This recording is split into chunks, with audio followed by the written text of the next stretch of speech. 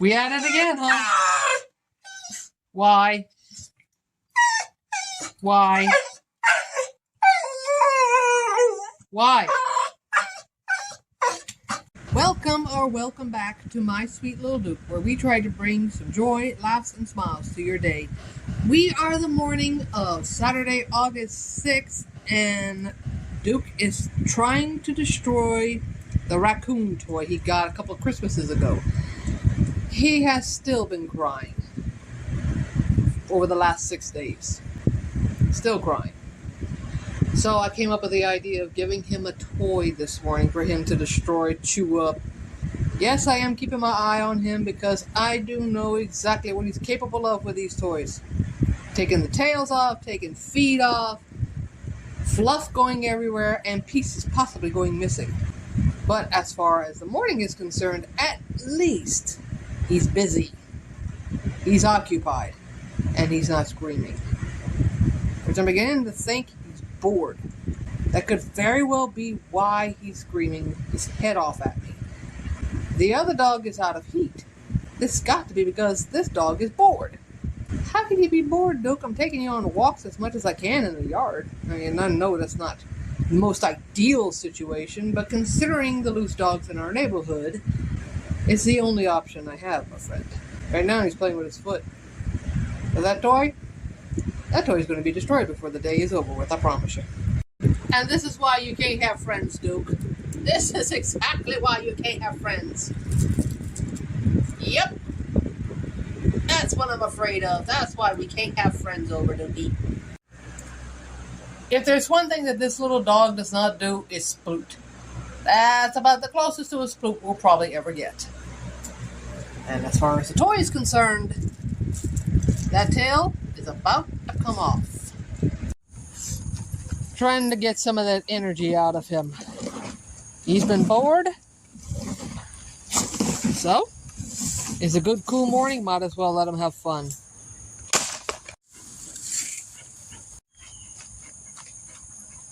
Dig into his Aunt Claire's again. Or maybe his Uncle Beamer. Or even maybe Uncle Yukon.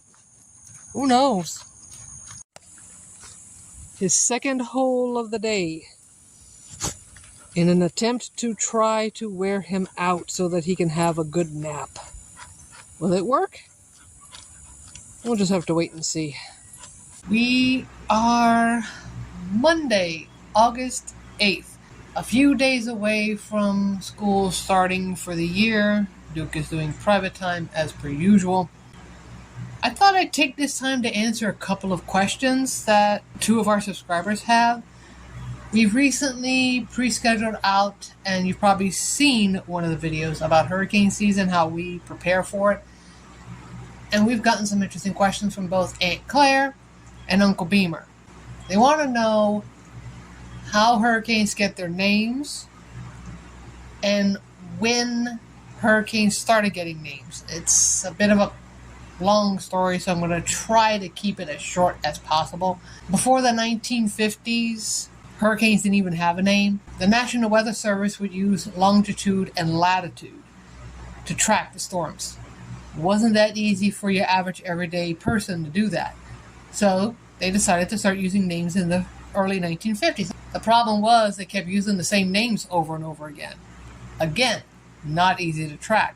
So by the time the late 50s rolled around, early 60s, they finally decided to use different name lists every year. Then by the 1990s, we were using the Greek alphabet. And we all remember hurricane season 2020.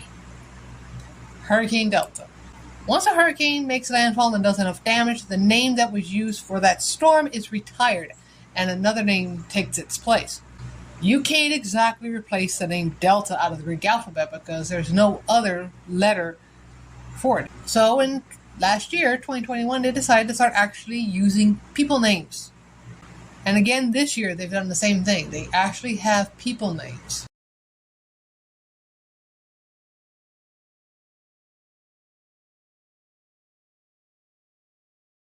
That way you can follow along with us as we tick off every name. So far, we are waiting for Hurricane Danielle or Tropical Storm Danielle, whichever one is going to come first. That's something we're going to be finding out maybe later on in the week. Something we're going to be watching. Whether it comes to the Gulf, we don't know. Whether it goes to the East Coast, we don't know. But the potential is there. Of course, August, September, October, that's around the time that a lot of our hurricanes hit. Usually for us in Louisiana, if we're going to get one, it's going to be like the end of August, the beginning of September. Don't know why, but that's how it is.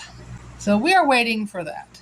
We have had a rainy weekend, a busy weekend. This guy hopefully is starting to calm down somewhat. Yes, he is eating himself. He went in that stupid grass. Grass is all over the road. Hopefully I can show you a video of that.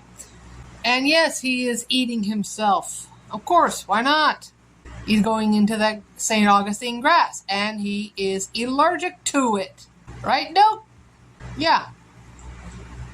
He pulls me straight forward, goes right into it, and ends up itching after that. So I have to use an oatmeal shampoo to kind of help calm him down and calm the itching down. But I hope that does answer your questions, Uncle Beamer and Aunt Claire, as far as how they get their names. Names are chosen based on the languages that are spoken around the areas that are impacted by the storms in the Atlantic Basin.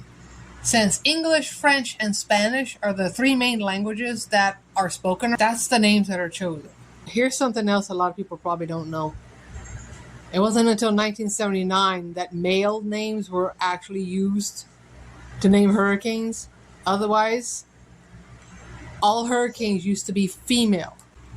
I can tell you that the names are cycled out every 6 years or so. So this year's list, as long as there's not one name that has to be retired, it will be reused 6 or 7 years down the road. Missed last week's video? Then click on this video right here. Want more from my sweet little Duke? Then click on this playlist right here. There are several videos in that playlist that we know you're just gonna love. So be sure to check them out right after this video. Remember to bring some joy, laughs, and smiles to somebody's day, and we will see you in our next video. Later!